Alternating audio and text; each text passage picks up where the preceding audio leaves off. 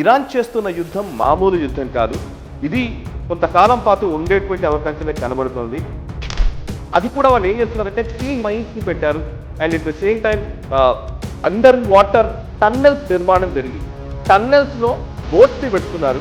కొన్ని మిజైల్స్ వాళ్ళు టన్నెల్స్లో ఏర్పాటు చేసుకుని ఉన్నారు. సో హార్ముజ్ జలసంధిని ఆపివేసినంత కాలం ఇరాన్ గెలిచినట్టుగానే భావించాల్సి ఉంటుంది. హార్ముజ్ జలసంధిని కనుక ఓపెన్ చేస్తే, ట్రేడ్ ఓపెన్ అయిపోతే ఖచ్చితంగా ఇరాన్ ఓటమి ఒప్పుకోక తప్పని పరిస్థితి.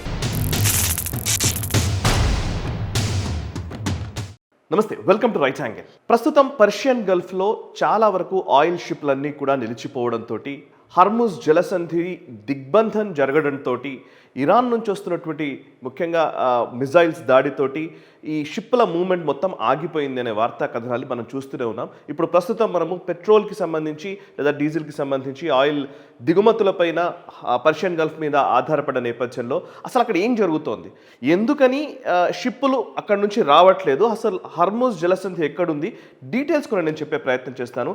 ఇరాన్ చేస్తున్న యుద్ధం మామూలు యుద్ధం కాదు. ఇది కొంతకాలం పాటు ఉండేటువంటి అవకాశమే కనబడుతోంది.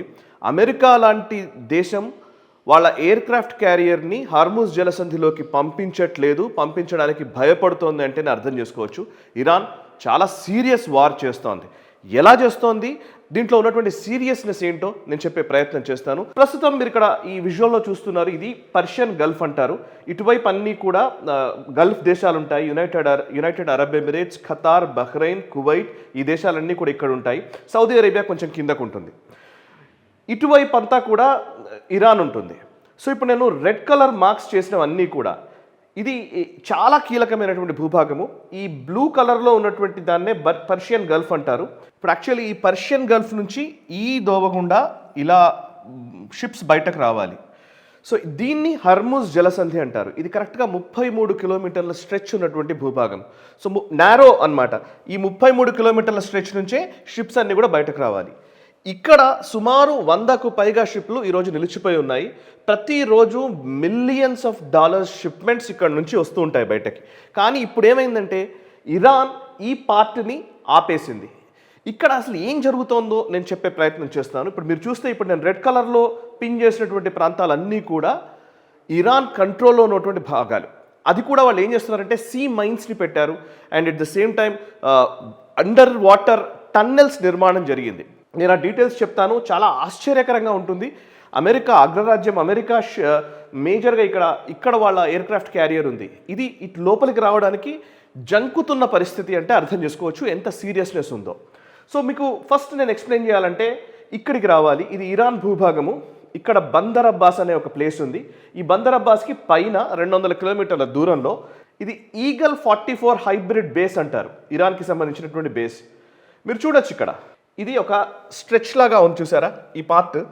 ఈ పార్ట్ ఏంటంటే ఇది రన్వే, వాళ్ళ ఎయిర్ బేస్ లాంటిది అనమాట. వాళ్ళ ఎయిర్ ఫోర్స్ ఫైటర్ జెట్స్ అన్నీ కూడా వెళ్ళడానికి కావాల్సినటువంటి రన్వే.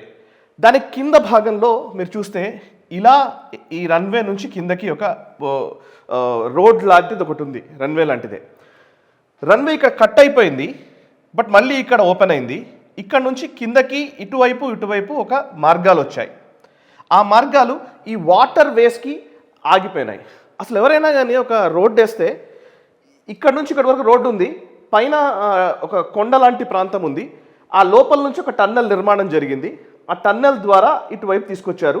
2 రూట్స్ని వేయడం జరిగింది. ఇవి ఎట్టెళ్తున్నాయి అని అంటే కనుక ఈ టన్నెల్ నుంచి లోపలికి వచ్చింది, అండ్ ఇక్కడ నుంచి వాటర్లోకి ఈ రోడ్ని వేయడం జరిగింది. అంటే ఆ వాటర్ అండర్ వాటర్ టన్నెల్స్ ఏర్పాటు చేశారు. ఇక్కడ నుంచి ఇటువైపు టన్నెల్స్ నిర్మాణం జరిగింది. ఈ నిర్మాణం ఎక్కడి వరకు ఉంది మీకు నేను జూమ్అవుట్ చేస్తే మళ్ళీ అర్థమవుతుంది. ఈ పార్ట్ నుంచి టన్నెల్ నిర్మాణం ఎక్కడికి ఉందో తెలియదు ఎవరికి. సో కింద హార్ముజ్ జలసంధి వరకు కూడా వాళ్ళు రకరకాల టన్నెల్స్తో ఎక్కడ టన్నెల్స్ నిర్మించాలో తెలియని ఒక పరిస్థితి నెలకొంది అనేది ఇప్పుడు ఇంటెలిజెన్స్ వర్గాల నుంచి వస్తున్నటువంటి సమాచారం. అండ్ వార్ ఎక్స్పర్ట్స్ నిజంగా భయానకరమైన దృశ్యాలు ఇక్కడ ఉంటాయి అని వాళ్ళు చెప్తున్నారు. ఇప్పుడు రీసెంట్గా IRGC ఒక వీడియో రిలీజ్ చేసింది. అందులో ఏంటంటే వాళ్ళు టన్నెల్స్లో బోట్స్ని పెట్టుకున్నారు. కొన్ని మిజైల్స్ వాళ్ళు టన్నెల్స్లో ఏర్పాటు చేసుకొని ఉన్నారు. అంటే ఇప్పుడు నేను చూపించినటువంటి ఈ హార్ముజ్ జలసంధి, ఈ జలసంధి నుంచి కనుక షిప్స్ బయటకు వస్తే షిప్స్ బయటకు వస్తే ఈ పార్ట్లో దాన్ని కట్ చేయడం కోసం అండర్ వాటర్ టన్నెల్స్ నిర్మాణం జరిగిందనేది మనకు తెలుస్తున్నటువంటి సమాచారం. అండ్ వాళ్ళు ఎక్కడి నుంచి ఎప్పుడు ఎట్లా దాడి చేస్తారో కూడా తెలియదు. అండ్ అందులోనూ వాళ్ళు ఎట్లాంటి దాడి చేస్తారో కూడా తెలియదు. వాళ్ళు ఇప్పుడు మిజైల్స్ తోటి చిన్న బోట్లో వచ్చేసి మిజైల్స్తో దాడి చేయొచ్చు. అండ్ ఇక్కడ సీ మైన్స్ ఏర్పాటు చేశారు. సీ మైన్ లేయింగ్ బోట్స్ కూడా వాళ్ళ దగ్గర ఉన్నాయి. అంటే మైన్స్ని తీసుకొచ్చి అక్కడ పెట్టేసి చిన్న చిన్న బోట్లో తీసుకొచ్చేసి మైన్స్ని పెడుతున్నారు. ఇప్పటికీ కొన్ని మైన్స్ని అమెరికా తొలగించే ప్రయత్నం చేసింది, కానీ అయినప్పటికీ కూడా మైన్స్ అక్కడ ఇంకా చాలా వందలాది మైన్స్ ఉన్నాయనేది మనకు తెలుస్తున్నటువంటి సమాచారం. ఇప్పుడు నేను రెడ్ కలర్లో పిన్ చేసినటువంటి భూభాగాలు నేను జస్ట్ జూమ్ చేసి చూపిస్తాను. ఇవన్నీ ఐలాండ్స్. ఇక్కడ ఉన్నటువంటి కిష్ ఐలాండ్, ఇక్కడ ఒకటి ఉంది అన్డిస్క్లోజ్డ్ ఏరియా. ఇది జూమ్ చేస్తే ఇక్కడ కూడా ఏదో ఎస్టాబ్లిష్మెంట్ ఉన్న వాతావరణం కనబడుతోంది. ఇది కూడా ఇరాన్ కంట్రోల్లోనే ఉంది. సిరి అనే ఒక ఐలాండ్ ఉంది, ఇది కూడా ఇరాన్ కంట్రోల్లోనే ఉంది. అబూ మూసా అనే ఐలాండ్ ఉంది, ఇది కూడా ఇరాన్ కంట్రోల్లోనే ఉంది. ఈ పక్కకు వస్తే లెసర్ టూమ్, గ్రేటర్ టూమ్, ఈ రెండు కూడా ఇరాన్ కంట్రోల్లోనే ఉన్నాయి. మీరు గమనిస్తే ఇలా చూస్తే ఇవన్నీ ఈ ఐలాండ్స్ చిన్న చిన్న ఐలాండ్స్, చిన్న చిన్న ద్వీపాల లాంటి భూభాగాల్లో కూడా వాళ్ళు షిప్స్ని డాక్ చేసి పెట్టుకునే సందర్భాలు ఉన్నాయి. మీకు పైనకు వస్తే ఇది బందర్ అబ్బాస్ అంటారు ఇక్కడ. సో బందర్ అబ్బాస్కి దగ్గరలోని కొన్ని ప్రాంతాలు చూపిస్తాను. ఈ పైనుంచి కూడా ఇక్కడ ఖర్గ్ అనే ఒక ప్లేస్, ఇక్కడ కూడా వాళ్ళ స్థావరంగా ఉంది. ఇక్కడ కూడా వాళ్ళకి సంబంధించినటువంటి మేజర్ ఆయిల్ ప్లాంట్లు అవన్నీ ఉన్నాయి. ఇది ఇరాన్ కంట్రోల్లోనే ఉంది. ఇక్కడ నుంచి కూడా వాళ్ళు దాడి చేయొచ్చు. అండ్ మీరు చూస్తే ఈ కిష్ ఐలాండ్ నుంచి దాడి చేయొచ్చు. సో ఎక్కడ షిప్స్ ఎక్కడి నుంచి వెళ్ళినా కానీ ఇప్పుడు ఈ పార్ట్ నుంచి బయటకు రావాలి అని అంటే ఒక దగ్గర మిస్ అయితే ఇంకో దగ్గర దాడి చేయడానికి వీలైనటువంటి వాతావరణాన్ని ఇరాన్ కలిగి ఉంది. సో అండ్ అది కూడా కాదు, వాళ్ళు డైరెక్ట్గా ఇప్పుడు మనం చెప్పడానికి వీల్లేని పరిస్థితి. డ్రోన్స్ ద్వారా దాడి చేయొచ్చు, మిజైల్స్ డైరెక్ట్గా కొట్టచ్చు. 1000 కిలోమీటర్స్ రేంజ్ మిజైల్స్ వాళ్ళ దగ్గర ఉన్నాయి, అండ్ డ్రోన్స్ వాళ్ళ దగ్గర ఉన్నాయి. అంతేకాదు ఇప్పుడు ఇక్కడ అండర్ వాటర్ టన్నెల్స్ నుంచి మైన్స్ని ఎప్పటికప్పుడు పెట్టొచ్చు. ఆ మైన్స్ కూడా ఇప్పుడు కొత్తగా అత్యాధునిక టెక్నాలజీతో వాళ్ళు తయారు చేశారంట. అదేంటంటే ఏ మైన్ని పేల్చాలనుకుంటే ఆ మైన్నే పేల్చే విధంగా ఉండేటువంటి వాతావరణం ఉంది. సో వార్షిప్స్ కంటేనేమో వాళ్ళు క్లియర్ చేసుకుంటూ వెళ్ళడానికి కొంచెం ఆప్షన్స్ ఉంటాయి. అంటే మైన్స్ ఉన్నాయంటే వార్షిప్స్ ఉంటే, నావీకి సంబంధించినటువంటి వార్షిప్స్ అయితేనేమో ఆ మైన్స్ని తొలగించడమో లేదా మైన్స్ని నిర్వీర్యం చేయడమో చేయవచ్చు. బట్ నార్మల్ ట్రేడ్కి సంబంధించి ఆయిల్ సరఫరా చేసేటువంటి షిప్స్కి ఆ వెసులుబాటు ఉండదు. సో అందుకే ఇప్పుడు ఆయిల్ సరఫరా చేయాలంటే జంకుతూ ఉన్నారు, భయపడుతూ ఉన్నారు.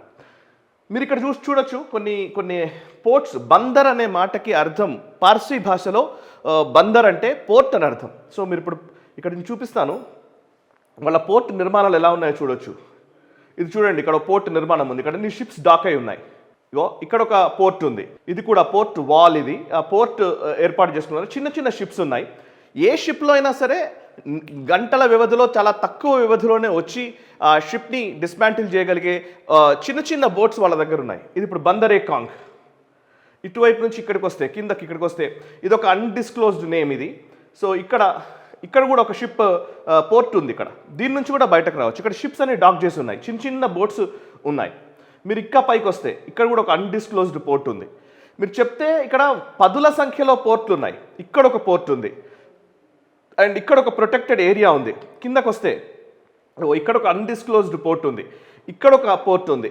సో వీళ్ళు అండర్ గ్రౌండ్ టన్నెల్స్ ద్వారా, ఇందాక నేను చూపించినటువంటి ఎయిర్ బేస్ నుంచి అండర్ గ్రౌండ్ ద్వారా రావచ్చు, లేదంటే పైనుంచి రావచ్చు, చిన్న చిన్న బోట్ల ద్వారా రావచ్చు, డ్రోన్లతో దాడి చేయొచ్చు, మిజైల్స్తో దాడి చేయొచ్చు, సీ మైన్స్ వల్ల పేల్చేవేయచ్చు.